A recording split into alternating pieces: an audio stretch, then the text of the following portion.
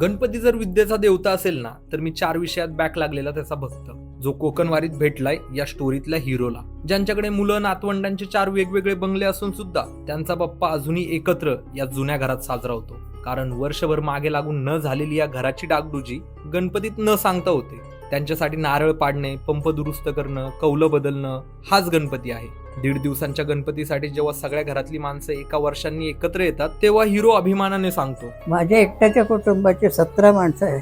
1.5 दिवसांच्या या गणपतीत आपला हिरो सगळ्यांना मन भरून पाहतो. आणि गणपतीचे हे 1.5 दिवस हिरोसाठी एक वर्ष पुरून उरतात. 1.5 दिवसांच्या गणपतीचं विसर्जन करताना लगबगीने आपापल्या कामांवर जाणारी माणसं जेव्हा बोलतात गणपती बाप्पा मोरया, तेव्हा या हिरोचे ओले डोळे या 17 लोकांना बोलत असतात, पुढच्या वर्षी लवकर या. तसा हिरो जिद्दी आहे बरं का. तो बसतो पुन्हा त्याच्या पुढच्या वर्षासाठीच्या कामांची यादी बनवत, त्याच त्याच्या जुन्या घरात.